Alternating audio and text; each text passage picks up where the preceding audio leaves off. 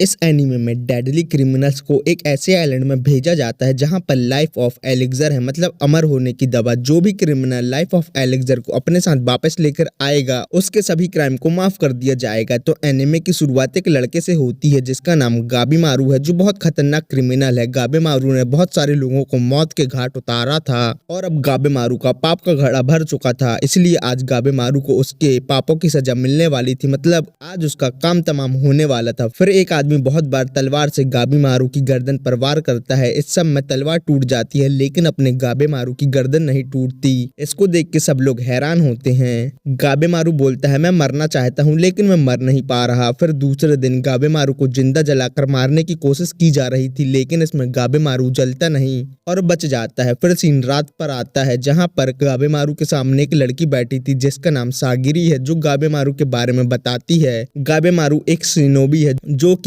इवागाकुरे village से आता है। उसके विलेज में छोटे से ही बच्चों को हार्ड ट्रेनिंग से गुजरना होता है और जो भी उस ट्रेनिंग को कंप्लीट कर लेता है उस बच्चे के पास इनह्यूमन स्ट्रेंथ आ जाती है। और गाबीमारू भी ऐसा ही एक शिनोबी है और गाबीमारू निंजुत्सु भी यूज कर सकता है। सागिरी बोलती है तुम मुझे अपना निंजुत्सु यूज करके बताओ। गाबीमारू ऐसा नहीं करता। फिर सागिरी गाबीमारू से क्वेश्चन पूछती है और गाबीमारू के आंसर एक नोटबुक में लिख रही होती है। सागिरी पूछती है तुम मुझे अपने बारे में बताओ। गाबीमारू बताता है जब मैं छोटा था तब मेरे मम्मी पापा को मेरे विलेज चीफ ने मार दिया था। मुझे पता नहीं कि चीफ ने ऐसा क्यों किया और मुझे इससे ज्यादा फर्क भी नहीं पड़ता। शिनोबी बनने के बाद मुझे जो काम दिया जाता मैं उसे पूरा किया करता और लाइफ में मेरा कोई गोल नहीं था, लेकिन एक दिन मैं अपने विलेज से भाग गया। सागिरी पूछती है तुम अपने विलेज से क्यों भाग गए। गाबीमारू बताता है मैं अपने विलेज का बेस्ट शिनोबी था, इसलिए विलेज चीफ ने अपनी बेटी की शादी मुझे से करवा दी। उसकी बेटी बहुत ही दयालु थी और उसने मेरी जिंदगी उलट पलट करके रख दी। जैसे कि जब मैं घर आता तो वो मुझसे बोलती कि तुम जूते उतार के घर पर आया करो। जब मैं खाना खाता तो बोलती खाना खाने के पहले तुम प्रे किया करो। इस सबसे मैं बहुत परेशान हो चुका था तो मैं विलेज चीफ के पास गया और बोला कि मैं विलेज छोड़ के जाना चाहता हूँ, मैं तुम्हारी बेटी से बहुत परेशान हो चुका हूँ। तो चीफ ने मुझे मेरा लास्ट मिशन दिया और बोला कि तुम इसे पूरा करने के बाद विलेज से जा सकते हो और मैं भी इसके लिए मान गया। लेकिन गाबीमारू को जो मिशन मिला था उस मिशन पर उसके साथ कुछ लोग भी गए थे। उन लोगों ने गाबीमारू को धोखा दे दिया और वो पकड़ा गया। गाबीमारू को पता था कि इन सब के पीछे विलेज चीफ का हाथ है, क्योंकि विलेज को छोड़कर कोई भी नहीं जा सकता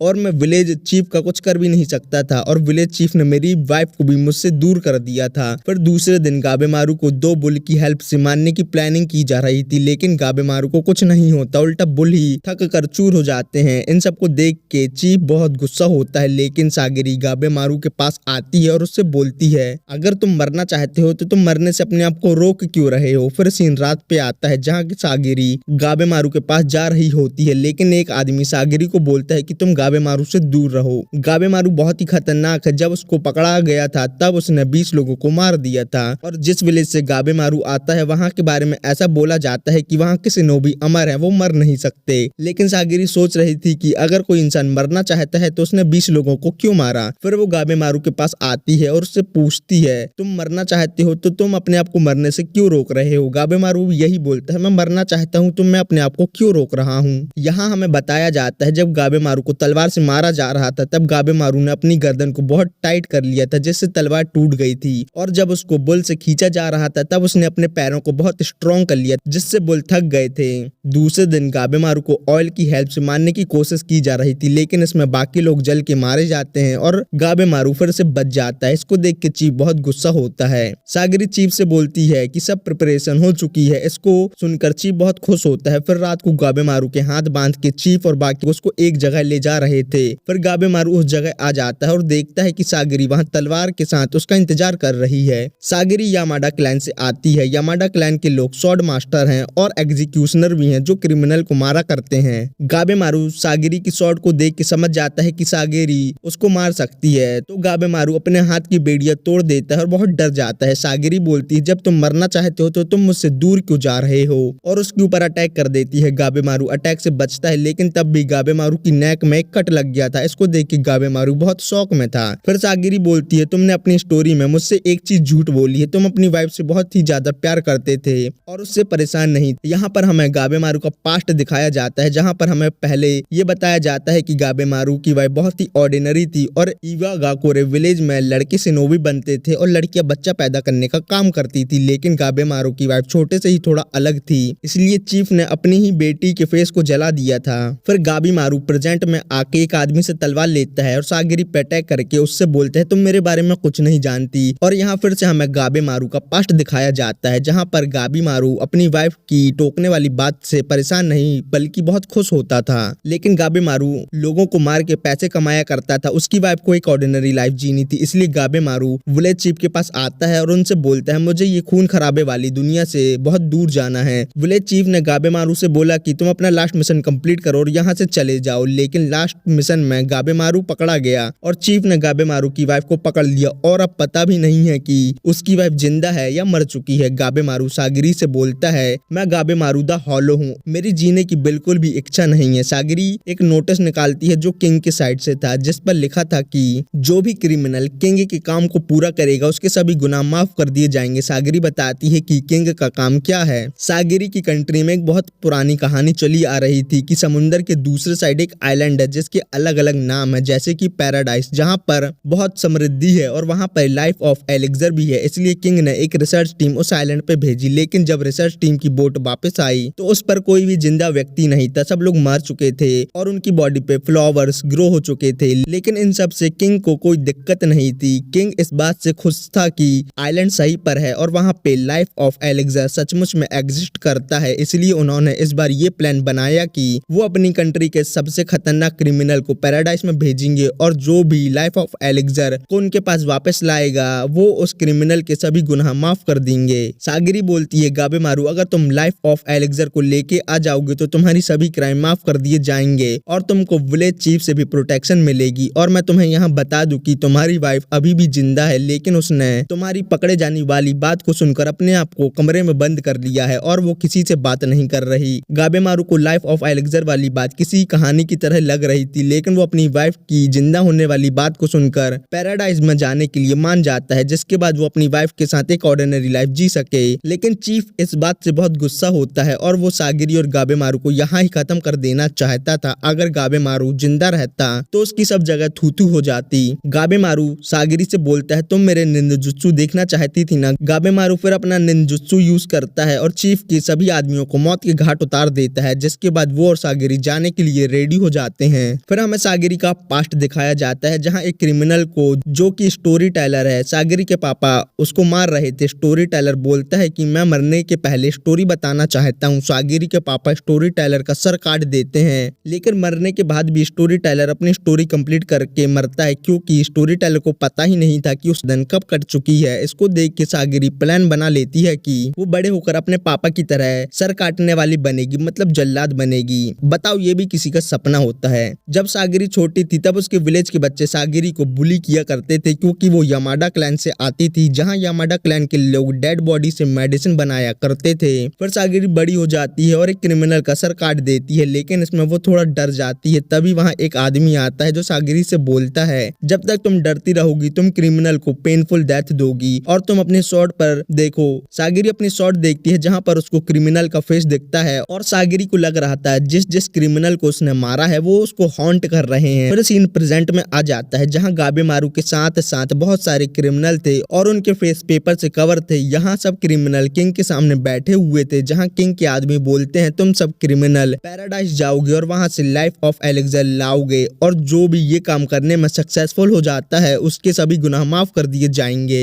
फिर वो आदमी सभी क्रिमिनल से उनके फेस के पेपर को निकालने को बोलता है। सभी क्रिमिनल देखते हैं कि उनके सामने एक आदमी है जिसकी बॉडी में फ्लावर्स ग्रो हो चुके हैं। किंग का आदमी बताता है ये आदमी पैराडाइज गया था और वहां से जिंदा वापस आ गया, लेकिन आने के बाद वो ऐसा हो गया। इसको देख के सभी क्रिमिनल डर जाते हैं और पैराडाइज जाने से मना कर देते हैं। और एक लड़की बोलती है तुम्हें कैसे पता कि पैराडाइज में लाइफ ऑफ एलिक्सर सच में है? तो किंग के आदमी बोलते हैं अगर किसी को यहाँ से जाना है तो वो जा सकता है। फिर एक क्रिमिनल वहां से उठकर जाने लगता है, लेकिन यामाडा क्लैन का एक आदमी उस क्रिमिनल का काम तमाम कर देता है। किंग के आदमी बोलते हैं जो कोई भी यहाँ से जाने की कोशिश करेगा उसको यामाडा क्लैन के एग्जीक्यूशनर मार देंगे और जब तुम पैराडाइज जाओगे तो तुम्हारे साथ तुम्हारा एग्जीक्यूशनर भी जाएगा और तुम भागने की कोशिश करोगे तो वो तुमको ऑन द स्पॉट मार देगा। फिर वो आदमी बोलता है यहाँ छोटी सी प्रॉब्लम हो गई है, तुम क्रिमिनल बहुत ज्यादा हो और यामाडा क्लैन के एग्जीक्यूशनर बहुत कम, तो तुम क्रिमिनल एक दूसरे से लड़के मर जाओ। क्रिमिनल लोग ऐसा ही करते हैं और एक दूसरे को मारने लगते हैं। फिर किंग अपने आदमी से पूछता है सुपर पावर वाले लोग कौन कौन हैं। तो किंग के आदमी कुछ लोगों का नाम लेता है और बोलता है कि सबसे बेस्ट इन सब में गाबेमारू द हॉलो है, लेकिन वो देखते हैं कि गाबेमारू तो शांति से खड़ा हुआ है और किसी को नहीं मार रहा। सीन सागिरी पर आता है जिसके पास आइजिन नाम का एग्जीक्यूशनर आता है और बोलता है कि तुम क्लैन के लीडर की बेटी हो, तुमको एग्जीक्यूशनर बनने की कोई जरूरत नहीं थी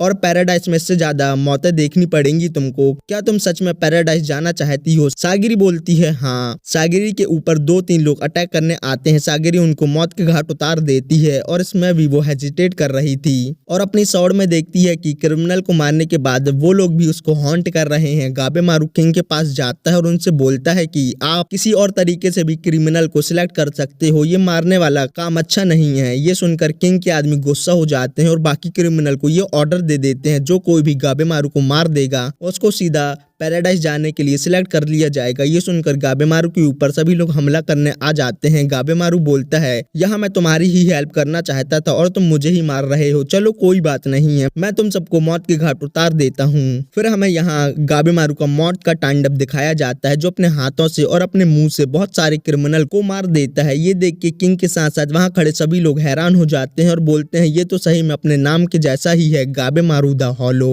सागिरी अपनी तलवार में देखती है और उसको दिखता है कि गाबेमारू ने भी बहुत लोगों को मारा है और गाबेमारू ने जिसको मारा है उसका बर्डन भी गाबेमारू को हॉन्ट करता है, लेकिन गाबेमारू उसका यूज्ड टू हो चुका है। तो सागिरी समझ जाती है कि मुझे भी परफेक्ट बनने की जरूरत नहीं है, मैं जैसी हूँ वैसी ही ठीक हूँ, मुझे डरना नहीं है और उन लोगों के साथ मिलकर रहना है। फिर लास्ट में 10 क्रिमिनल बस जिंदा रहते हैं और उनके साथ 10 एग्जीक्यूशनर पैराडाइज जाएंगे। फिर वो सब लोग बोट से पैराडाइज आ जाते हैं। फिर हमें गाबेमारू के विलेज चीफ के बारे में बताया जाता है। चीफ को बहुत लोगों ने बहुत बार मारने की कोशिश की थी, लेकिन बहुत घायल होने के बाद भी चीफ नहीं मारा और उनके बारे में ये कहा जाता है कि चीफ को समुंदर के पार लाइफ ऑफ एलेक्जर मिल चुका है जिसको खा के वो अमर बन चुके हैं। फिर सीन गाबेमारू और सागिरी पर आता है। वो दोनों पैराडाइज में आ गए थे जहाँ गाबेमारू बोलता है लाइफ ऑफ एलेक्जर सच में एग्जिस्ट करता है, लेकिन वो पैराडाइज में है कि नहीं वो नहीं पता। सागिरी बोलती है पैराडाइज को देख के लगता है कि वो यहाँ सचमुच में है। गाबेमारू फिर अपने हाथ की रस्सी तोड़ देता है तो सागिरी बोलती है तुम रूल ब्रेक कर रहे हो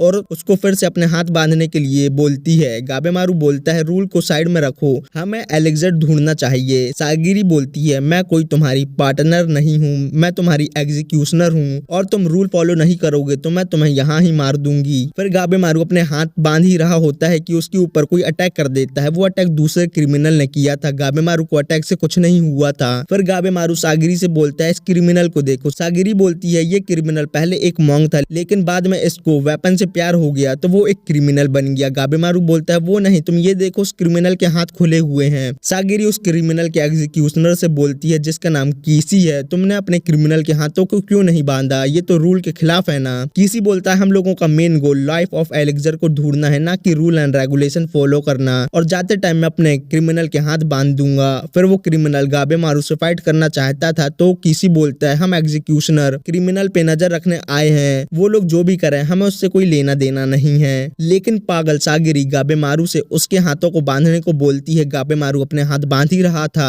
और वो क्रिमिनल गाबेमारू पे अटैक कर रहा था जिसका गाबेमारू पर कोई असर नहीं होता। फिर गाबेमारू और उस क्रिमिनल की फाइट होती है जो थोड़ी देर चलती है, लेकिन लास्ट में गाबेमारू उस क्रिमिनल को मौत के घाट उतार देता है। किसी उस क्रिमिनल का सर काट के अपने साथ ले जाने लगता है, क्योंकि एग्जीक्यूशनर के क्रिमिनल मारे जाते हैं तो वो अपने क्रिमिनल के हेड के साथ ही वापस आ सकते हैं। किसी जाते जाते सागिरी से बोलता है गाबेमारू के हाथ बंधे हैं लेकिन वो अभी भी क्रिमिनल है तो तुम बच के रहना, और यहाँ कुछ दिनों में सब कुछ चेंज होने वाला है। फिर हमें बताया जाता है कुछ एग्जीक्यूशनर ने अपने क्रिमिनल को मार दिया। 2 क्रिमिनल ने एक साथ काम करने का प्लान बनाया, लेकिन लास्ट में एक क्रिमिनल ने दूसरे क्रिमिनल को मार दिया और कुछ क्रिमिनल ने अपने ही एग्जीक्यूशनर को मार दिया। और लास्ट में किसी ये भी बताता है कि अगर ये क्रिमिनल यहाँ मारे भी जाते हैं तो किंग ने इवागाकुरे विलेज के शिनोबी को भी पैराडाइज में जाने के लिए मना लिया है। इसको सुनकर गाबेमारू थोड़ा हैरान होता है। फिर किसी वहां से चला जाता है। सागिरी सोचती है कि मैं इतने दिनों से गाबेमारू के साथ हूँ लेकिन मुझे उसकी ट्रू इंटेंशन नहीं पता। तभी गाबेमारू सागिरी के ऊपर अटैक कर देता है और उन दोनों की फाइट स्टार्ट हो जाती है। गाबेमारू बोलता है अगर इवागाकुरे विलेज के शिनोबी यहाँ आ गए तो सब खत्म हो जाएगा, इसलिए उनके आने के पहले मुझे लाइफ ऑफ एलेक्जर को ढूंढना होगा। लेकिन गाबेमारू पता नहीं क्यों अपने आप को सागिरी को मारने से रोक रहा था और सेम सागिरी भी अपने साथ ऐसा ही कर रही थी। फिर हमें यहाँ गाबेमारू का पास्ट दिखाया जाता है। है विलेज चीफ ने गाबेमारू को पेरेंट्स को इसलिए मारा था क्योंकि वो लोग विलेज को छोड़कर जा रहे थे और ये वीक होने की निशानी है। ताकतवर लोग के अंदर कोई इमोशन नहीं होते। चीफ गाबेमारू से बोलता है अगर तुम स्ट्रांग होगे तभी तुम अपने लोगों को प्रोटेक्ट कर सकते हो। फिर गाबेमारू सागिरी के ऊपर अटैक करके उसकी तलवार तोड़ देता है और सागिरी को नीचे गिरा देता है, लेकिन गाबेमारू अभी भी सागिरी को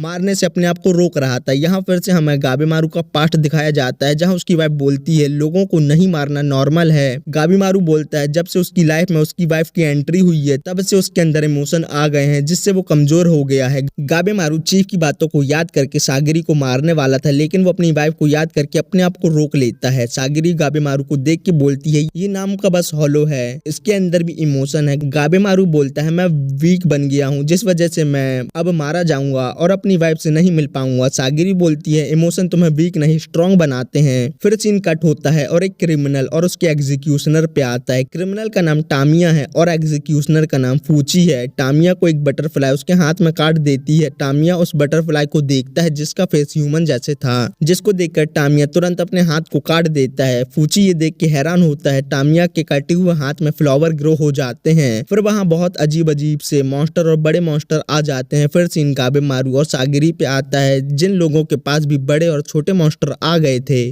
फिर हमें टामिया के बारे में बताया जाता है। टामिया ब्लेड ड्रैगन के नाम से फेमस था और वो अपने आसपास के 8 जिलों में सबसे बेस्ट स्वॉर्ड फाइटर था, इसलिए एक क्लैन ने उसको जॉब पर रखा। टामिया भी उस जॉब के लिए इसीलिए मान गया क्योंकि उस क्लैन के गेट में ड्रैगन बना हुआ था। लेकिन टामिया को क्लैन का लीडर बोलता है तुम ब्लेड ड्रैगन तो हो लेकिन तुम एक असली ड्रैगन को नहीं मार सकते। ये बात टामिया अपने दिल पर ले लेता है और उस क्लैन के गेट को हाफ में काट देता है। फिर सीन प्रेजेंट पर आ जाता है जहाँ पर टामिया बोलता है उस दिन के बाद से वो क्लैन मेरे पीछे पड़ गया और फिर मुझे डेथ सेंटेंस मिल गई, लेकिन मैं पैराडाइज में सभी क्रिमिनल्स को मार दूंगा और लाइफ ऑफ एलेक्सर ले लूंगा जिससे मुझे आजादी मिल जाएगी और मैं वापस जाकर उस क्लैन को पूरी तरह खत्म कर दूंगा। फूची बोलता है तुम पागल ही हो। टामिया बोलता है तुम यामाडा क्लैन के मेंबर लोगों को मार के अपना घर चलाते हो। ये बात फूची के दिल पर लग जाती है, जिसके बाद फूची बोलता है हम लोग डेड बॉडी पर रिसर्च करते हैं और उससे मेडिसिन बनाते हैं और सोसाइटी में अपना कंट्रीब्यूशन देते हैं। जिसके बाद वो टामिया को वार्निंग देते हुए बोलता है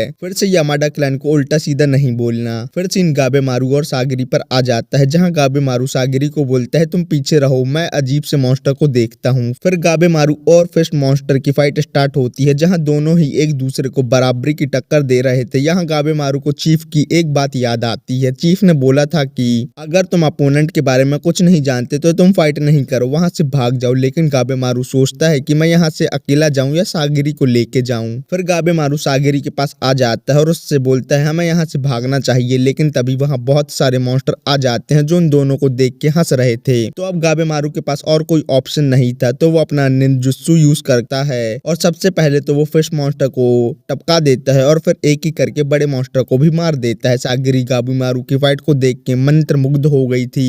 इसके चलते एक मॉन्स्टर सागिरी पे अटैक कर देता है। गाबेमारू ये देखता है और सोचता है क्या मुझे अपनी जान खतरे में डालनी चाहिए सागिरी को बचाने के लिए। फिर पता नहीं क्यों गाबेमारू उस मॉन्स्टर के हाथ को काट के सागिरी को बचा लेता है और गाबेमारू को खुद नहीं पता था कि उसने सागिरी को क्यों बचाया। फिर वहाँ कुछ लोग आके सागिरी और गाबेमारू को बचा लेते हैं। वो 3 लोग थे जिसमें से 2 एग्जीक्यूशनर थे और एक क्रिमिनल थी। क्रिमिनल का नाम यूजू रिया है, लेकिन मैं इसको शॉर्ट में यूजू बोलूंगा। जिसमें से मोटे एग्जीक्यूशनर का नाम सेंटा है और दूसरे का नाम गेंजी है। यूजू गाबेमारू की तरह एक निंजा थी और गाबेमारू से फ्लर्ट करने की कोशिश कर रही थी, तो गाबेमारू उसको उसकी औकात दिखा देता है। फिर सागिरी बाकी 2 एग्जीक्यूशनर से पूछती है तुम दोनों एक क्रिमिनल के साथ क्या कर रहे हो। गेंजी बोलता है यूजू मेरे क्रिमिनल के साथ मिलकर काम कर रही थी, लेकिन बाद में यूजू ने उसको मार दिया और मुझे लगा कि सेंटा यूजू को अकेले हैंडल नहीं कर सकता, तो मैं सेंटा की हेल्प करने के लिए उसके साथ यहाँ रुक गया। सागिरी और गाबेमारू समझ जाते हैं कि गेंजी यूजू के प्यार में पड़ गया है। यूजू गाबेमारू से बोलती है हम लोगों को एक टीम बना लेनी चाहिए। गाबेमारू बोलता है तुम मेरे साथ टीम क्यों बनाना चाहती हो। यूजू बोलती है जिससे हम लाइफ ऑफ एलेक्सर को जल्दी ढूंढ सकते हैं। गाबेमारू बोलता है मैं तुम पर भरोसा नहीं कर सकता क्योंकि तुम अपना काम निकालने के बाद अपने पार्टनर को मार देती हो। यूजू बोलती है मेरे पास बहुत सारी इंफॉर्मेशन है पैराडाइज के बारे में जो मैंने अभी इकट्ठा की है। फिर सेंटा सब लोगों को बताता है कि पूरे आइलैंड्स में बुद्धा के स्टैचूज हैं, लेकिन जो नॉर्मल नहीं है। यूजू बोलती है हमें सबसे ज्यादा खतरा छोटे मॉन्स्टर और बटरफ्लाई से है और यहाँ की बटरफ्लाई के ह्यूमन जैसे फेस हैं। गाबेमारू बोलता है तुमको ये सब कैसे पता। यूजू बोलती है मैंने एक्सपेरिमेंट करके ये सब पता लगाया और मैंने ये एक्सपेरिमेंट क्रिमिनल पे किए थे। फिर गाबेमारू टीम में काम करने के लिए मान गया था, लेकिन गाबेमारू बोलता है हम टीम में हैं लेकिन हम ऑफिशियल टीम नहीं है। तुम मुझे इन्फॉर्मेशन दोगी और मैं मॉन्स्टर से फाइट करूंगा बस। सागिरी को भी इससे कोई प्रॉब्लम नहीं थी।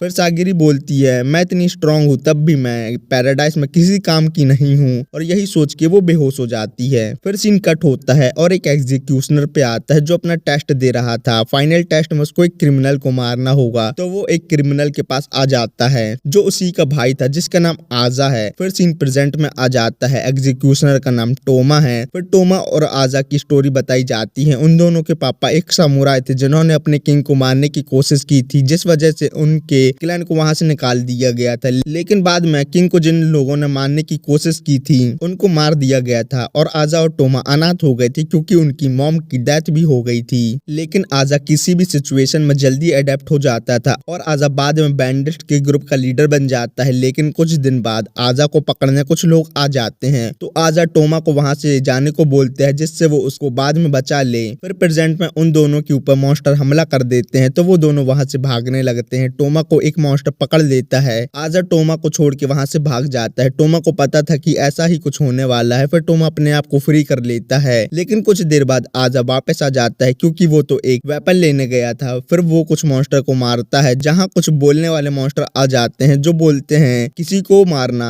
पाप है। फिर आजा उन सभी मॉन्स्टर को मार देता है और बोलता है मैं लाइफ ऑफ एलेक्जर को ढूंढूंगा, फिर हम दोनों से पी के अमर हो जाएंगे। फिर सीन सागिरी पर आता है जो डर के मारे उठती है। गेंजी बोलता है तुमको बटरफ्लाई ने काट दिया जिससे तुम बेहोश हो गई थी। वो लोग अभी सेफ एरिया में थे। फिर सागिरी बाहर आके देखती है कि गाबेमारू खाना बना रहा है, सेंटा सागिरी के कपड़े सिल रहा है और यूजू आसपास नजर रखे हुए है। गाबेमारू आसपास के फ्रूट से खाना बना रहा था। सेंटा बताता है कि पैराडाइज में बहुत सारे बुद्धा के स्टैचूज हैं जो अजीब हैं। सागिरी ने जिस भी मॉन्स्टर को मारा था उसके अंदर उसको बॉडी पार्ट फील हो रहे थे, लेकिन उसका रिप्रोडक्टिव ऑर्गन नहीं था, जिससे उन लोगों को समझ नहीं आ रहा था तो वो इतने सारे मॉन्स्टर कैसे रिप्रोड्यूस कर रहे हैं। और उन मॉन्स्टर का सर एनिमल का था और बॉडी ह्यूमन की थी। गाबेमारू बोलता है जब मैं बाहर गया था तो मैंने देखा था कि यहाँ के फ्लावर उन लोगों के ऊपर भी ग्रो हो रहे थे जो पैराडाइज से आए थे। इसका मतलब ये है कि फ्लावर ह्यूमन के ऊपर ग्रो हुए हैं। सेंटा बोलता है हम स्वर्ग में नहीं नर्क में आ गए हैं। गाबेमारू बोलता है जो भी हो, लेकिन यहाँ पर लाइफ ऑफ एलेक्जर सचमुच में है। फिर सागिरी बाहर आ जाती है जिसके पास गेंजी आता है और बोलता है तुम वापस चली जाओ और मैं गाबेमारू को संभाल लूंगा। वैसे भी तुम्हारे पास तुम्हारी स्वॉर्ड नहीं है। इसका मतलब ये है कि तुम गाबेमारू से हार गई हो क्योंकि तुम एक लड़की हो। लड़कियां कमजोर होती हैं। तुम यामाडा क्लैन में जाके शादी करो फिर बच्चे करो, यही फीमेल का काम होता है। सागिरी बोलती है मुझे मेरे पापा भी यही सब बोला करते थे क्योंकि मैं यामाडा क्लैन की लीडर नहीं बन सकती थी क्योंकि मैं एक लड़की हूँ ना। वहाँ सेंटा भी आ जाता है और गेंजी से बोलता है तुम्हें ये सब नहीं बोलना चाहिए था, और सागिरी से बोलता है तुम ही गाबेमारू को हैंडल कर सकती हो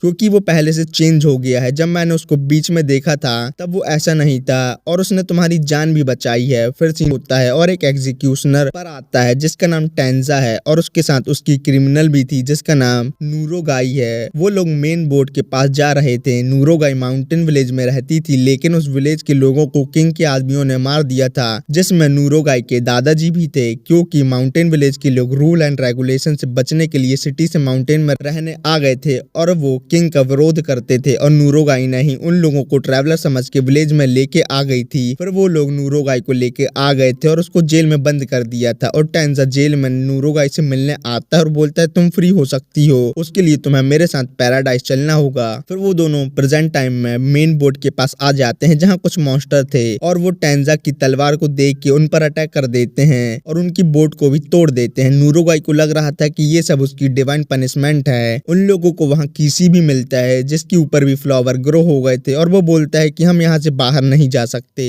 किसी को देख के नूरोगाई को अपने दादाजी की याद आ जाती है और वो अपने जीने की इच्छा खो देती है और वो मरने के लिए तैयार हो जाती है। टेंजा नूरोगाई को मॉन्स्टर से बचा रहा था और उससे पूछता है क्या तुम सच में जिंदा रहना चाहती हो या मरना चाहती हो। नूरोगाई बहुत सोचती है और डिसाइड कर लेती है कि वो जिंदा रहना चाहती है क्योंकि वो अपने क्लैन की लास्ट सर्वाइवर बची थी और उसको अपने क्लैन को फिर से आगे बढ़ाना था। फिर उन दोनों को सही सलामत बोट दिखती है तो वो उसके पास चले जाते हैं। फिर वो पैराडाइज में वापस आ जाते हैं और बोलते हैं कि पूरे पैराडाइज की चारों तरफ ऐसी ही बोट की बाउंड्रीज बनी हुई हैं और बाउंड्री के दूसरे साइड बड़े बड़े मॉन्स्टर मॉन्स्टर्स हैं। फिर वो दोनों अपनी बॉडी से ब्लड साफ करने लगते हैं, जहाँ टेंजा को पता चलता है कि नूरोगाई एक लड़की है और वो शर्माने लगता है। नूरोगाई टेंजा के मजे लेने लगती है और बोलती है कि जब हम यहाँ से बाहर चले जाएंगे तब तुम मुझसे शादी कर लेना और हम बहुत सारे बच्चे पैदा करेंगे। तो अब उनको बाहर जाने के लिए कोई सेफ रास्ता ढूंढना होगा। फिर सीन कट होता है और सागिरी पर आ जाता है, जो गाबेमारू के पास आती है, जो कि अभी सब जगह नजर रखे हुए था। गाबेमारू सागिरी को सॉरी बोलता है। अगर गाबेमारू सागिरी को हर्ट नहीं करता तो वो इतनी जल्दी इन्फेक्ट नहीं होती। सागिरी गाबेमारू से सॉरी सुनकर हैरान होती है और बोलती है कि मैं बहुत वीक हूँ, इसलिए तो मैं तुमसे हार गई। गाबेमारू बोलता है तुम वीक नहीं हो, तुम बहुत ही स्ट्रांग हो, लेकिन मैं तुम्हें बता नहीं सकता कि तुम स्ट्रांग कैसे हो। हमारे विलेज में एक कहावत है कि जब इंसान अपने आप को अच्छे से जान लेता है तब वो अपने ट्रू पोटेंशियल को जगा लेता है। ये सब सुनकर सागिरी मोटिवेट हो जाती है। फिर दूसरे दिन गेंजा सागिरी के पास आता है और उससे बोलता है कि मैं तुम्हें बोट तक छोड़ देता हूँ। सागिरी बोलती है कि अब मैं वापस नहीं जाना चाहती। गेंजा बोलता है कि तुम गलत कर रही हो, तुम्हें यामाडा क्लैन वापस चले जाना चाहिए। सागिरी बोलती है कि मैं लड़की हुई तो क्या हुआ, मैं आप जितनी स्ट्रांग तो नहीं हूँ, लेकिन मैं धीरे धीरे स्ट्रांग बन सकती हूँ। गेंजा गुस्सा होता है और सागिरी पे अटैक कर देता है, लेकिन सागिरी गेंजा की तलवार उसे छीन लेती है, जिससे गेंजा थोड़ा हैरान होता है। लेकिन तभी गेंजा के ऊपर एक क्रिमिनल अटैक करके उसको बहुत घायल कर देता है। और पार्ट 2 की शुरुआत उस क्रिमिनल के पास्ट से होती है। उस क्रिमिनल का नाम रोकू है। रोकू बचपन से ही बहुत भुक्कड़ था। वो इतना भुक्कड़ था कि उसने अपने मम्मी पापा और अपने विलेज के लोगों को खा लिया था। फिर सीन प्रेजेंट पर आ जाता है, जहाँ पर गेंजी बहुत दूर जाके गिरता है और वो सागिरी से बोलता है कि तुम यहाँ से भाग जाओ। सागिरी बोलती है मैं तुम्हें बचा सकती हूँ, तुम मेरे सीनियर हो।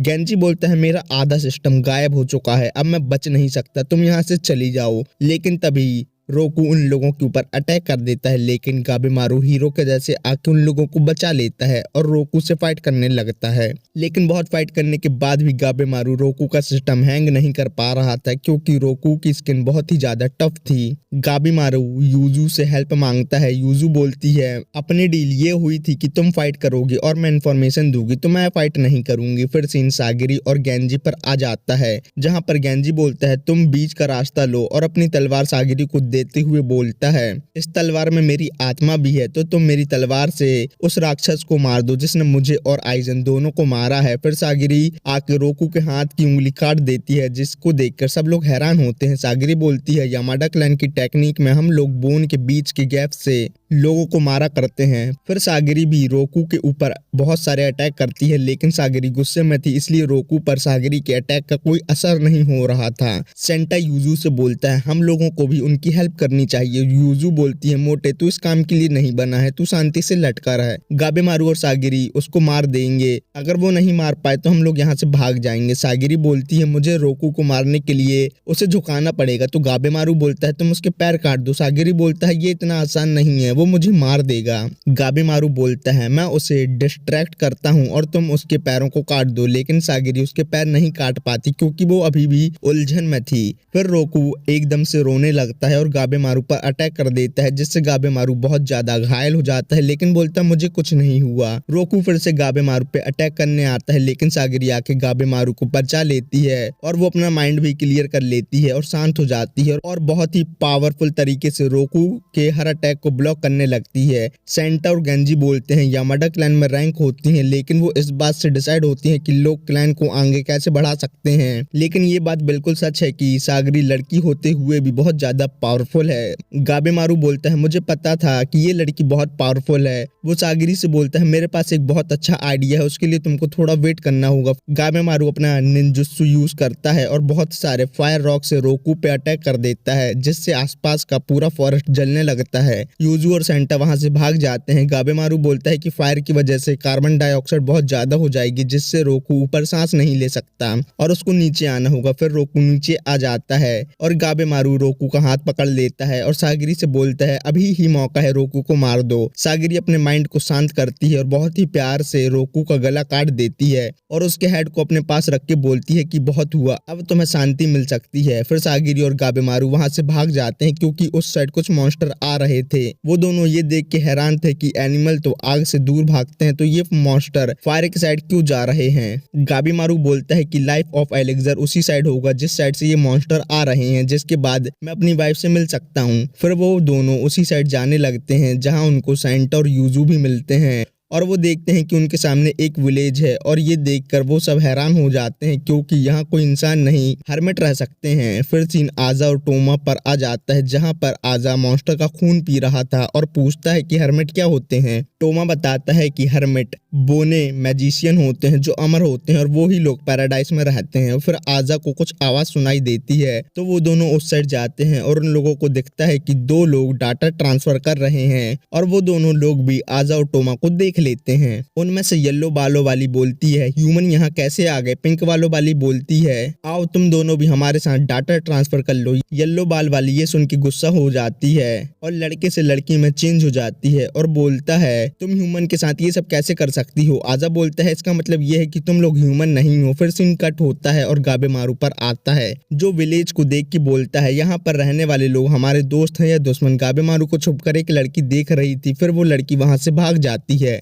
गाबेमारू भी उस लड़की के पीछे जाता है तभी गाबेमारू के सामने एक वुड मॉन्स्टर आ जाता है। गाबेमारू वुड मॉन्स्टर को बाकी लोग को हैंडल करने को बोल के छोटी लड़की के पीछे चला जाता है। सागिरी भी गाबेमारू के पीछे चली जाती है। अब उस मॉन्स्टर को यूजू और सेंटा को संभालना होगा। फिर यूजू कुछ पीती है और उसकी बॉडी से लिक्विड आने लगता है और वो सेंटा का चश्मा फेंक देती है जिससे सेंटा उसकी टेक्निक ना देख पाए। फिर गाबेमारू बोलता है पैराडाइज में एक छोटी लड़की क्या कर रही है। वो छोटी लड़की के पास जाके उसका हाथ पकड़ लेता है लेकिन वो छोटी लड़की गाबेमारू को उठाकर पटक देती है। गाबेमारू समझ जाता है ये कोई नॉर्मल लड़की नहीं है। फिर वहां सागिरी भी आ जाती है और उस लड़की के पास जाती है। वो लड़की सागिरी के ऊपर चमकते हुआ पंच मारती है लेकिन गाबेमारू सही टाइम पर सागिरी को बचा लेता है और बोलता है ये कोई नॉर्मल पंच नहीं था। फिर वो उस लड़की से बोलता है मैं तुम्हें छोटी लड़की समझकर छोड़ने वाला था लेकिन अब मैं ऐसा नहीं करूंगा और उस लड़की को कैप्चर कर लेता है। वो छोटी लड़की कैप्चर होने के बाद रोने लगती है। फिर सागिरी उस लड़की को चुप करवाती है और वो दोनों सेंटा और यूजू के पास आ जाते हैं जहां उन लोगों ने वुड मॉन्स्टर को हरा दिया था। वो वुड मॉन्स्टर बोलता है तुम इस लड़की को मुझे दे दो।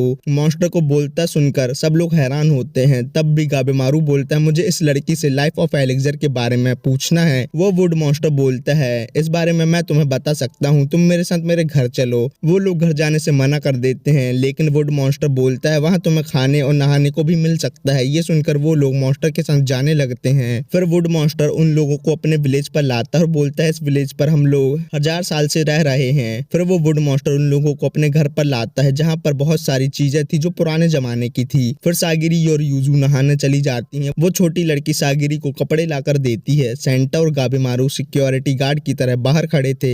उस वुड मॉन्स्टर का नाम होको है और छोटी लड़की का नाम मी है जो गूंगी है। होको उन लोगों को फ्रूट्स खाने को देता है। फिर गाबेमारू पूछता है तुम लाइफ ऑफ एलेक्सर के बारे में क्या जानते हो। होको बोलता है तुम लोग इस आइलैंड को पैराडाइज बोलते हो। ये पूरा आइलैंड 3 हिस्सों में बटा हुआ है और लाइफ ऑफ एलेक्सर बीच के हिस्से में है जिसका नाम होरोई है और हम लोग लाइफ ऑफ एलेक्सर को 10 बोलते हैं। और सबूत के तौर पर होको अपना हाथ तोड़ के बताता है जो अपने आप रिजनरेट हो जाता है। फिर होको बोलता है 10 की रक्षा टेंजन कर रहे हैं। बाकी लोग पूछते हैं ये कौन है। होको बोलता है टेंजन यहाँ के गॉड है जो अमर हैं और बूढ़े नहीं हो सकते। यहाँ ह्यूमन अपनी मर्जी से तो आ सकते हैं लेकिन जिंदा वापस नहीं जा सकते। टेंजन ह्यूमन को मार देते हैं जिसके बाद उनके ऊपर फ्लावर ग्रो हो जाते हैं जिससे टाओ बनता है मतलब टेंजन की पावर और यही टेंजन का काम है। फिर टोमा और आजा के ऊपर वहाँ की बेलें हमला कर देती हैं। टेंजन गाबेमारू और सागिरी को बताता है कि टेंजन हाई क्लास हर्मिट हो सकते हैं। फिर गाबेमारू नहाने जा रहा था और सागिरी उस पर नजर रखने के लिए उसके साथ आ रही थी लेकिन गाबेमारू जैसे ही वॉशरूम के अंदर जाता है उसको वहाँ मी मिलती है जो गाबेमारू को देख के रोने लगती है। सागिरी बोलती है निर्लज्ज पापी मी छोटी है तो क्या हुआ लेकिन वो एक लड़की तो है ना। गाबेमारू बोलता है मेरे विलेज में कॉमन बाथरूम था जहाँ मेल और फीमेल एक साथ नहाते थे। सिर्फ और सिर्फ चीफ का प्राइवेट बाथरूम था। सागिरी देखती है कि मी की बॉडी में बहुत बड़ा निशान है। फिर सागिरी ये भी देखती है कि बाथरूम में नहाने के आइटम है लेकिन मी को वो यूज करते नहीं आते तो सागिरी मी को नहलाने लगती है। गाबेमारू को भी याद आता है कि उसकी वाइफ ने बोला था जब टाइम मिले तब रेस्ट कर लेना चाहिए नहीं तो मेन बैटल में तुम हार जाओगे। फिर गाबेमारू अपनी वाइफ से बोलता है तुम्हारा फेस का निशान बहुत अच्छा है तुम उसे छुपाकर मत रखा करो। ये सुनकर गाबेमारू की वाइफ खुशी से रोने लगती है। फिर प्रेजेंट में गाबेमारू मी को बोलता है तुम्हारी बॉडी का निशान बहुत अच्छा है इससे तुम एम्बैरेस नहीं हो। फिर वो तीनों तीनों बाहर आ जाते हैं, जहाँ गाबेमारू को समझ आता है कि उसको अब क्या करना है। उसको लाइफ ऑफ एलेक्सर को ढूंढ के अपनी वाइफ को फ्री करवाना है। फिर सीन टेंजा और नूरोगाई पे आता है, जो पैराडाइज से बाहर जाने का रास्ता ढूंढ रहे थे। फिर हमें टेंजा के पास्ट के बारे में बताया जाता है। टेंजा के मम्मी पापा को टेंजा से कोई मतलब नहीं था, तो टेंजा गुंडा बन गया और लोगों को मार के अपना गुजारा किया करता था। लेकिन सिनोन नाम के एक एग्जीक्यूशनर ने टेंजा को अपना स्टूडेंट बना लिया। फिर सीन प्रेजेंट पर आता है, जहाँ पर एक टेंजन प्रकट हो जाता है जिसका नाम जू जिन है, और बोलता है फॉरेस्ट में जो प्रॉब्लम हो रही है इन सब के पीछे तुम ह्यूमन का हाथ है, और लड़की से लड़के में चेंज हो जाता है और टेंजा पे अटैक कर देता है, जिससे टेंजा दूर जाके गिरता है। फिर टेंजा जिन पे अटैक करके उसकी आंख को डैमेज कर देता है, जो जल्दी से रिजनरेट हो जाती है। फिर टेंजा बहुत सारे अटैक जिन पर करके उसको मार के नूरोगाई को लेके वहां से भाग जाता है, लेकिन जिन रिजनरेट होते हुए उन लोगों के पास आ जाता है और उन लोगों पर अटैक कर देता है। लेकिन दूर से कोई जिन पे अटैक करता है और उसका बच्चा खुचा गला काट देता है। वो अटैक टेंजा के मास्टर सियोन ने किया था, जो अंधे थे। सियोन बीच आइलैंड से बाहर नहीं जा पा रहे थे, उनको कुछ अजीब फील हुआ तो वो यहाँ आ गए। सियोन टेंजा से बोलता है तुम्हारी क्रिमिनल रूल फॉलो नहीं कर रही है, तो तुमने अपने क्रिमिनल को अभी तक क्यों नहीं मारा। टेंजा बोलता है ये एक छोटी लड़की है, कोई क्रिमिनल नहीं। सियोन बोलता है क्रिमिनल क्रिमिनल होता है, तुम्हें उसे मार देना चाहिए जैसे मैंने अपने क्रिमिनल को मार दिया। टेंजा बोलता है मुझे इस पर पोटेंशियल दिखा, इसलिए मैंने इसको छोड़ दिया। ये सुनकर सियोन भी मान जाता है और वो दोनों बातें करते हैं। हम उस अजीब से आदमी को मार नहीं सकते क्योंकि वो अमर है। टेंजा बोलता है फिर हमें यहाँ से भाग जाना चाहिए, लेकिन तभी वहाँ जिन आके उनसे बोलता है तुम यहाँ से भाग नहीं सकते। सियोन टेंजा और नूरोगाई को जिन के अटैक से बचा लेता है, लेकिन जिन ने सियोन के गले को घायल कर दिया था। ये देख के टेंजा जिन पर अटैक कर देता है, लेकिन जिन टेंजा को छलनी छलनी कर देता है। यहाँ फिर से हमें टेंजा का पास्ट दिखाया जाता है, जहाँ टेंजा सियोन से पूछता है आपने मुझे अपना स्टूडेंट क्यों बनाया। सियोन बोलता है मुझे तुम्हारे अंदर पोटेंशियल दिखा अच्छे एग्जीक्यूशनर बनने का। फिर टेंजा और सियोन फाइट कर रहे थे, जहाँ पर टेंजा हार रहा था, तो टेंजा बोलता है लोगों की मदद करने से क्या मिलता है। सियोन बोलता है जब तुम किसी को प्रोटेक्ट करते हो तो तुम्हारी टेक्निक अपने आप इम्प्रूव हो जाती है। टेंजा बोलता है ऐसा कुछ नहीं होता, और बोलता है इतनी हार्ड ट्रेनिंग से कुछ नहीं होगा, तो मैं यहाँ से जा रहा हूँ। सियोन बोलता है तुम मुझे एक बार हरा दो फिर तुम यहाँ से जा सकते हो, लेकिन टेंजा सुबह सुबह वहाँ से भागने लगता है। टेंजा को आइजन मिलता है, जो बोलता है तुम मेरे साथ चलो मैं तुम्हें कुछ बताता हूँ। आइजन टेंजा को कब्र के पास लाता है और बोलता है ये कब्र सियोन के पार्टनर की है, जो तुम्हारी तरह भाग गया था। फिर एक दिन सियोन को एक क्रिमिनल को मारना था। सियोन का क्रिमिनल उसका पार्टनर था, जो काम न मिलने की वजह से क्रिमिनल बन गया था। इसलिए सियोन तुमको स्ट्रॉन्ग बनाना चाहता है, जिससे तुम क्रिमिनल न बनो। ये सुनकर टेंजा वापस सियोन के पास आ जाता है और उसके साथ ट्रेनिंग करने लगता है। फिर सीन प्रेजेंट पर आ जाता है, जहाँ टेंजा बोलता है मुझे मास्टर और नूरोगाई को प्रोटेक्ट करना होगा। फिर टेंजा जिन पर अटैक कर देता है, जिन फिर से टेंजा को घायल कर देता है। टेंजा सियोन से भागने को बोलता है, सियोन नूरोगाई को लेके वहां से भाग जाता है और टेंजा जिन से फाइट करने लगता है और लास्ट में मारा जाता है। नूरोगाई सियोन से बोलती है तुमने ऐसा क्यों किया, वो तुम्हारा स्टूडेंट था ना। सियोन बोलता है वो मेरा स्टूडेंट नहीं मेरा भाई था, लेकिन मैं तुमसे प्रॉमिस करता हूँ मैं उस टेंजन को मार दूंगा। फिर सीन सेंटा पे आता है, जो पैराडाइज पे रिसर्च कर रहा था, जिससे सेंटा का भेजा फ्राई हो जाता है। तो सेंटा बाहर आके गाबेमारू को बताता है कि एलेक्सर हुरोई में है, जिसको टेंजन गार्ड कर रहे हैं। इसका मतलब ये है कि वो लोग बहुत स्ट्रॉन्ग है, तो हमें प्लानिंग करके हुरोई जाना चाहिए। सेंटा को गाबेमारू के ऊपर नजर रखनी थी, लेकिन सेंटा सो जाता है। यही मौका देख के गाबेमारू हुरोई जाने लगता है और बोलता है टेंजन हमें ढूंढ के मार देंगे, इससे अच्छा ये है कि मैं ही पहले टेंजन को ढूंढ के मार दूं। गाबेमारू हुरोई पर आ जाता है, जहाँ वो देखता है कि वहाँ होको के जैसे मॉन्स्टर है जो हिल नहीं रहे और हुरोई की पूजा कर रहे हैं। मी भी गाबेमारू का पीछा कर रही थी। गाबेमारू चलते चलते हुरोई के गेट में आ जाता है, तभी उसके पीछे जिन प्रकट हो जाता है और बोलता है एक और ह्यूमन, और गाबेमारू से बोलता है अगर तुम यहाँ से चले जाते हो तो मैं तुम्हें नहीं मारूंगा, क्योंकि आज मैं ह्यूमन को मार के थक गया हूँ। गाबेमारू जिन से पूछता है एलेक्सर कहाँ है। ये सुनकर जिन का दिमाग खराब हो जाता है और वो गाबेमारू पर अटैक कर देता है। गाबेमारू जिन का हाथ तोड़ देता है, फिर गाबेमारू उसकी नेक भी तोड़ देता है, जो अपने आप हील हो जाती है, जिससे गाबेमारू समझ जाता है कि जिन टेंजन है। गाबेमारू अपने निंजुत्सु से जिन को जला देता है और गाबेमारू को लगता है कि जिन मारा गया, लेकिन जिन गाबेमारू को मार के दूर फेंक देता है और सोचता है कि गाबेमारू मारा गया, लेकिन गाबेमारू जिंदा था। फिर गाबेमारू और जिन की बहुत खतरनाक फाइट होती है, जिस जिसमें जिन बहुत घायल हो जाता है, लेकिन वो अपने आप को हील कर लेता है और सोचता है ये ह्यूमन होते हुए कितना स्ट्रांग है। फिर जिन टाओ का यूज करके गाबेमारू पर अटैक करता है। यह अटैक गाबेमारू को मी के पंच के जैसे लग रहा था, लेकिन गाबेमारू बोलता है अगर मुझे अपने वाइफ से मिलना है तो मुझे इस टेंजेन को मारना होगा, और गाबेमारू जिन को कुत्ते जैसे मारता है, जिससे जिन बहुत ही ज्यादा घायल हो जाता है। फिर जिन फ्लावर मॉन्स्टर में ट्रांसफॉर्म हो जाता है, जिसके 2 सर थे। जिन गाबेमारू पर इलेक्ट्रिक अटैक कर देता है। गाबेमारू तब भी जिन को मारने का ट्राई करता है, लेकिन इसका कोई फायदा नहीं था। फिर गाबेमारू को अपने वाइफ दिखती है, जो गाबेमारू से बोलती है आप कोई डरावना सपना देख रहे थे क्या? गाबेमारू बोलता है ये सपना हुआ तो क्या हुआ, मैं तुमसे बात कर पाया, यही मेरे लिए काफी है। फिर प्रेजेंट में गाबेमारू को जिन मारने वाला था, जहाँ गाबेमारू को चीफ की बात याद आती है। चीफ ने बोला था अगर तुम मरने वाले हो तो तुम अपनी पूरी जान लगा के अपने दुश्मन पर अटैक करो और अपने दुश्मन को भी अपने साथ मार दो।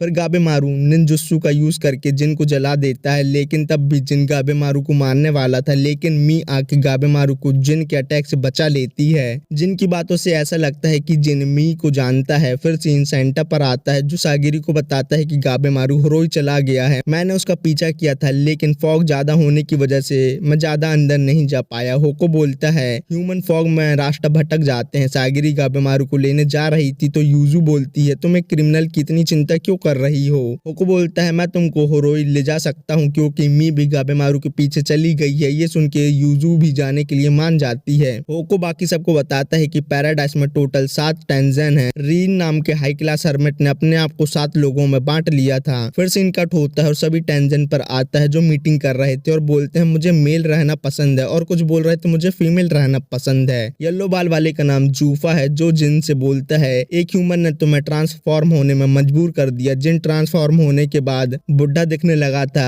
फिर जूफा जिन पर अटैक करके उसको मार देता है। तभी वहां रीन आता है और बोलता है जिन को सिर्फ मैं मार सकता हूँ, और जिन से पूछता है तुमने उस ह्यूमन को मार दिया ना? जिन बोलता है हाँ। रीन और बाकी लोग 10 पीते हैं, जिसके बाद जिन पहले जैसा हो जाता है। रीन बाकी लोगों से पूछता है पैराडाइस में क्या चल रहा है। सभी लोग बताते हैं कि पैराडाइस में न्यू ह्यूमन आए हैं जो नॉर्मल ह्यूमन से ज्यादा स्ट्रांग हैं। जूफा बोलता है मुझे 2 ह्यूमन मिले थे जिनके मैंने होल में डाल दिया, अभी तक तो वो फ्लावर बन गए होंगे, लेकिन आजा और टोमा होल से बाहर आ गए थे। रीन बोलता है इस बार के ह्यूमन बहुत पावरफुल हैं, तो सतर्क रहना। होको और बाकी लोग होरोई में आ जाते हैं, जहाँ होको बताता है कि पहले मैं भी तुम्हारी तरह ह्यूमन था। फिर विलेज में सब लोग वुड में ट्रांसफॉर्म होने लगे, तो हम लोग होरोई के बाहर आके पूजा करने लगे, जिससे हमारी आत्मा होरोई में चली जाए, और ये मेरी लड़की है जो वुड की बन गई है। फिर सीन गाबेमारू पर आता है, उसको मी ने बचा लिया था। गाबेमारू बोलता है टेंजेन गॉड नहीं मॉन्स्टर है, इसका मतलब ये है कि वो मारे जा सकते हैं। मैं उन लोगों को मार के एलेक्सर ले लूंगा। तभी वहाँ फूची और टामिया आ जाते हैं। टामिया और गाबेमारू दोनों को पता था कि वो दोनों घायल हैं, अगर हम दोनों की फाइट होगी तो कोई नहीं जीतेगा। गाबेमारू घुटनों में झुक के उनसे बोलता है कि हम लोगों को साथ में काम करना चाहिए। टामिया बोलता है ये कैसा क्रिमिनल है जो किसी के भी सामने झुक जाता है। फूची को गाबेमारू और मी के बारे में जानना था, तो वो मान जाता है। फिर गाबेमारू उन दोनों को टेंजेन और होरोई के बारे में बताता है। टामिया ये सब सुनकर हैरान होता है और बोलता है कि यहाँ पर अमर लोग भी हैं। फूची को टेंजेन पे रिसर्च करनी थी और टामिया को उन लोगों को मारना था। टामिया को दुनिया का नंबर 1 तलवारबाज बनना था, जिससे उसका नाम अमर हो जाए। फिर वो तीनों एक टीम बना लेते हैं। तब तक मी उठ जाती है। गाबेमारू मी को देखकर हैरान होता है, क्योंकि मी पहले से थोड़ा बड़ी हो गई थी। ये बात वो उन दोनों को भी बताता है। टामिया बोलता है लड़कियां बहुत जल्दी बड़ी हो जाती हैं। गाबेमारू बोलता है वो बैम्बू थोड़ना है जो इतने जल्दी बड़ी हो जाएगी। मी अब बोलने लगी थी और गाबेमारू का नाम लेती है। इसको देखकर गाबेमारू मी से पूछता है तुम लाइफ ऑफ एलेक्सर के बारे में क्या जानती हो, टेंजेन की वीकनेस क्या है, और तुमने किस पावर का यूज करके मुझे बचाया था? मी गाबेमारू से डरने लगती है, तो गाबेमारू मी को उसकी जान बचाने के लिए थैंक्स बोलता है। फिर मी बताती है उस पावर को टाओ बोलते हैं। फिर वो उनको बताती है कि टाओ यूज कैसे करते हैं, लेकिन मी की बात उन तीनों के सर की ऊपर से जा रही थी। लेकिन उनको इतना समझ आ गया था कि टेंजेन का वीक स्पॉट उनका पेट है। तभी कुछ मॉन्स्टर वहां आ जाते हैं। टामिया उन मॉन्स्टर को मार देता है और बोलता है मैं लड़ते लड़ते टाओ यूज कैसे करते हैं वो पता लगा लूंगा। मी को वो अपने कंधे में बैठा लेता है ताकि वो उसको बता सके कि टाओ यूज कैसे करते हैं। तभी वहां एक डेंजरस मॉन्स्टर आ जाता है। सीन सेंटा पे आता है, जो बाकी लोगों को बताता है कि इस आइलैंड में मॉन्स्टर है तो ये पैराडाइस नहीं हो सकता। इस आइलैंड में ह्यूमन रहा करते थे, इसका मतलब ये है कि इस आइलैंड में कोई फेक रिलीजन चला रहा है, जैसे मोरोमाकिया हमारे आइलैंड में चलाया करता था। तो मेरे हिसाब से इस आइलैंड को किसी ने बनाया है और इस आइलैंड का कोई मास्टर है, और वो चाहता है कि यहाँ बहुत सारी ह्यूमन है, इसलिए उसने कुछ ह्यूमन को फ्लावर बना के मेन आइलैंड में भेजा था। यूजू बोलती है अब तक तो गाबेमारू मर गया होगा, लेकिन सागिरी को पता था कि गाबेमारू जिंदा है और वो टेंजन को मार के रहेगा। होको बताता है कि फ्लावर से टाओ बनता है जो हर किसी की बॉडी में होता है, और जो टाओ को कंट्रोल कर लेता है वो बहुत पावरफुल हो जाता है और टेंजन टाओ को कंट्रोल कर सकते हैं। सीन सियोन और नूरोगाई पर आता है, जहां नूरोगाई सियोन से ट्रेनिंग लेना चाहती थी, लेकिन सियोन ट्रेनिंग देने से मना कर देता है। नूरोगाई बोलती है कि आप अंधे होते हुए भी सब कुछ कैसे देख लेते हो। सियोन बताता है कि सबकी बॉडी में एक वेवलेंथ होती है और मैं उस वेवलेंथ को देख सकता हूँ और सब चीजों के बारे में पता लगा सकता हूँ। नूरोगाई बोलती है मैं अपने आसपास के लोगों को मरता देखकर थक गई हूँ, कृपया करके आप मुझे अपना स्टूडेंट बना लो, मुझे लड़ना सिखा दो। सियोन एक दिन मैं तो नूरोगाई को लड़ना नहीं सिखा सकता था, तभी वहाँ कुछ मॉन्स्टर आ जाते हैं। सियोन बोलता है तुम मुझे देख कर लड़ना सीख जाओ। सियोन इतना पावरफुल नहीं था कि वो टेंजा का बदला ले सके, इसलिए उसको अभी प्रैक्टिस करनी होगी। सीन 2 टेंजन पर आता है जो डाटा ट्रांसफर कर रहे थे और बोलते हैं कि उस होल से कोई बाहर नहीं आ सकता। अगर कोई बाहर आने की कोशिश करता है तो उस होल के फ्लावर बने लोग उनको बाहर आने नहीं देते, लेकिन आजा टोमा को लेके उस होल से बाहर आ जाता है और बोलता है कि मैं उस टेंजन को मार दूंगा, और बताता है कि टेंजन की वीकनेस उनका पेट है, क्योंकि वो नीचे के साइड से रीजनरेट होते हैं किसी पेड़ की तरह। तभी वहां एक मॉन्स्टर आ जाता है और उन दोनों से बोलता है तुम दोनों को फिर से होल में चले जाना चाहिए, मैं डोसी हूँ और मैं टेंजन का राइट हैंड हूँ, और टेंजन ने मुझे और मेरे दोस्त ह्यूमन को इस आइलैंड में ढूंढने भेजा है। आजा ये सब नहीं सुनता और डोसी पर हमला करके उस डोसी का हाथ तोड़ देता है। बैकअप में डोसी बहुत सारे मॉन्स्टर बुलाता है। आजा टोमा से बोलता है तुम मॉन्स्टर को मारो, मैं डोसी से फाइट करता हूँ। डोसी बोलता है वीक टाव वाले लोग मुझे नहीं मार सकते और अपना हाथ रीजनरेट कर लेता है। डोसी आजा को मार देता है। टोमा ये देख के हैरान होता है, लेकिन आजा अपने आप हील हो जाता है। डोसी उसके हाथ भी तोड़ देता है, लेकिन वो भी हील हो गए थे। आजा की बॉडी में अजीब से मार्क आ जाते हैं। डोसी बोलता है होल की बेलों के साथ आजा की बॉडी कंबाइन हो गई है, जिस वजह से आजा ये सब कर पा रहा है। डोसी को आजा का टाव पहले से ज्यादा लग रहा था। डोसी आजा पर टाव से हमला करता है। आजा को पहले अटैक नहीं दिख रहे थे, लेकिन फाइट करते करते आजा को डोसी की टाव दिखने लगती है। आजा समझ जाता है कि टाव वर्क कैसे करती है। आजा किसी भी सिचुएशन में अपने आप को अडेप्ट कर लेता था, लेकिन वो अपने भाई टोमा को सभी लोगों से सेफ रखता था। डोसी ने अपने आप को टाव से कवर करके रखा था और ऐसा टेंजन भी करते हैं, इसलिए आजा टेंजन से हार गया था। लेकिन डोसी को देख के आजा टाव को यूज करना सीख जाता है और डोसी को उसके पेट में मारता है, जिससे डोसी बहुत घायल हो जाता है। टोमा को आजा किसी मॉन्स्टर की तरह लग रहा था और आजा की बॉडी में जो निशान वो बेलों की तरह लग रहे थे। फिर सीन कट होता है और टामिया और मी पे आता है, जहां मी टामिया को strong weak weak strong strong बोल रही थी। जैसे आप लोगों को ये समझ नहीं आया, वैसे ही टामिया को भी कुछ समझ नहीं आ रहा था। लेकिन गाबेमारू बहुत ही अच्छे से मॉन्स्टर को मार रहा था। गाबेमारू को देख के मी रोने लगती है। वहां भी एक डोसी था जो मी को पहचान जाता है और टामिया से मी को ले लेता है और मी से बोलता है आप हुरोई से गायब हो गई थी, तो मास्टर रीन ने आपको ढूंढने से हमें मना किया था। बाकी लोग ये सब सुन के हैरान थे। डोसी बताता है कि मी टेंजन है, तो वो ह्यूमन के साथ क्या कर रही है। ये सुनकर सब हैरान थे, मतलब टेंजन को ढूंढा गली गली, लेकिन टेंजन हमें हमारे पास ही मिली। डोसी मी को अपने साथ ले जाना चाहता था। ये सुनकर मी रोने लगती है। तभी मी के सामने गाबेमारू आ जाता है और डोसी से बोलता है मी को तुम्हारे साथ नहीं जाना। डोसी बोलता है मी तुम्हारे काम की नहीं है और तुम उसको बचा क्यों रहे हो। गाबेमारू बोलता है मी ने मेरी जान बचाई थी, तो मैं अपना हिसाब पट्टम कर रहा हूँ। तभी वो डोसी एक और डोसी को प्रकट कर लेता है। वो दोनों बटरफ्लाई और सेंटीपीड को कंट्रोल कर सकते थे। वो लोग टाव से गाबेमारू और टामिया पे अटैक करते हैं, लेकिन अभी तक गाबेमारू और टामिया टाव वाले अटैक नहीं देख सकते थे। बटरफ्लाई की वजह से टामिया को अपना हाथ कुर्बान करना पड़ा था, इसलिए बटरफ्लाई से उसको बदला लेना था। डोसी बताता है कि पूरी दुनिया में मेल और फीमेल 2 लोग रहते हैं जिनके अंदर टाव होता है, लेकिन टेंजन मेल और फीमेल दोनों है। टेंजन डाटा ट्रांसफर की हेल्प से अपने टाव को हाई लेवल का बना सकते हैं। ये टेक्निक मास्टर रीन ने 1000 साल पहले बनाई थी, लेकिन मी एक लौती टेंजन है जो फीमेल है, इसलिए उनके पास हाई लेवल टाव है। लेकिन मास्टर रीन ने मी को ऑप्शन दिया कि तुम मर जाओ या तो हुरोई में जाके डोसी के साथ डाटा ट्रांसफर करो, और मी को मार कर दिया जिससे उसको ये सब याद रहे। लेकिन मी हुरोई से गायब हो गई थी, तो हमें अपनी प्रैक्टिस के लिए मी को ले जाना होगा। गाबेमारू गुस्सा होता है और बोलता है तुम लोगों ने मी को वो मार्क दिया था, अब तो मैं तुम दोनों को मार दूंगा। वो दोनों दोषी अपने आप को सेंटीपीड और बटरफ्लाई मॉन्स्टर में ट्रांसफॉर्म कर लेते हैं। गाबेमारू निंजुत्सु से बटरफ्लाई को मार देता है और सोचता है टाओ को मैं कैसे देख सकता हूँ। फूची बोलता है मी ने बोला है तुम अपने माइंड को स्ट्रॉन्ग और वीक एक टाइम पे करना होगा। गाबेमारू बोलता है पागल, मैं बीच फाइट में अपने माइंड को वीक कैसे करूं। फूची बोलता है करना तो पड़ेगा। मी गाबेमारू के हाथ को पकड़ती है और उसको टाओ फील करवाती है। गाबेमारू को समझ आ जाता है टाओ को यूज कैसे करते हैं और वो डोसी से फाइट करने लगता है। अब गाबेमारू पहले से स्ट्रांग हो गया था। वो दोनों डोसी की टाओ को देख पा रहा था और वो दोनों पे भारी पड़ने है। डोसी बोलते हैं ये ह्यूमन तो टेंजन जितना स्ट्रांग हो गया है। टामिया बोलता है इवा काकुरे किसिनोबी हार्ड ट्रेनिंग करते हैं जिससे उनके लिए टाओ सीखना आसान था। वो दोनों डोसी को न्यू अटैक करने वाले थे लेकिन टामिया और गाबेमारू उन दोनों को मार देते हैं। सीन सागिरी के ग्रुप पर आता है जो होरोई के अंदर आ गए थे, जहां एक टेंजन होको को मार देता है। उस टेंजन का नाम मुडान है। ये देख के यूजू वहां से भागने लगती है लेकिन मुडान यूजू को पकड़ लेता है। होको बोलता है ये एक टेंजन है और अब मेरी आत्मा होरोई में जा सकती है। मुडान बोलता है ऐसा कुछ नहीं होने वाला, ये सब झूठ है। सागिरी मुडान पे तलवार पॉइंट कर देती है। यूजू वहां से भागने लगती है तो मुडान के ह्यूमन पपेट यूजू को पकड़ लेते हैं। सागिरी लाइफ ऑफ एलेक्सर के बारे में मुडान से पूछती है। मुडान बोलता है लाइफ ऑफ एलेक्सर जैसी कोई भी चीज यहाँ नहीं है, यहाँ टान है। अगर कोई नॉर्मल ह्यूमन उसे पीता है तो वो